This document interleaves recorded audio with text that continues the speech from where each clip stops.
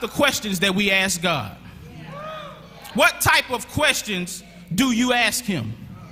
Do your questions ask God who, what, when, where, or why? Or are we asking God rhetorical questions?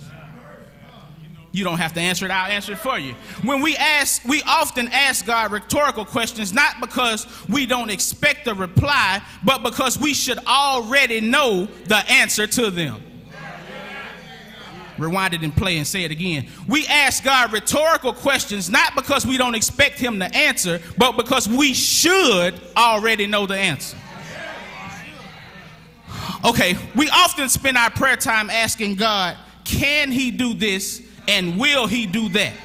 And many of us, based on past experience, should already know the answer to these questions. I ain't got no help this morning. I said we ask God, can he do this and will he do that? And we should already know the answer to these questions. Let's see if I can bring it to your street. Most of you know God can heal because if he hasn't healed you, he's healed somebody close to you. Most of us know that God can make a way out of no way because there was a time when your back was against the wall, you had nowhere to turn and nowhere to turn to. But just when you thought all hope was gone, God showed up and made a way out of no way. Come on, I'm going to come get this side in a minute. For those of you that don't know, God can do anything but fail. I said God can't do anything but fail. Most of you know God can supply your needs because there was a time you didn't have a cent nor a career, but you never went hungry. You had clothes on your back. You had a roof over your head. How many know God can't do anything but fail? I wish I had some help this morning, but the problem with many of us, and I say us because even as preachers sometimes we find ourselves struggling as well, not knowing or believing whether God can, but we struggle with whether he will. Yes, God can make a way, but will God make a way? But I brought something to help you this morning, that the can of God is wrapped up in the will of God.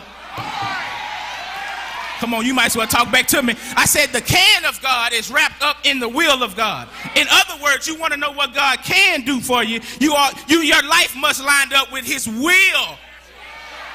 If you want to know what God can do for you, line your life up with his will for your life. I expected it to be a little quiet right through here because oftentimes we want God to move on our behalf and we've done nothing for him. I mean, we all know people that show up in church when times get hard and they come down to the altar and ask for prayer and cry and snot all over the place. They get what they want and you don't hear from them no more. But how many of us this morning know that the easiest way to get God to work on your behalf is to start working on his behalf? I wish I had at least 9 witnesses this morning and I made 10 that don't mind testifying that when I dedicated to the work of God, God started working for me. When I dedicated my life to his service, God started serving me. When I decided to start blessing others, God started blessing me. That's the reason why some of y'all quiet, because you don't want to do nothing, but you want everything.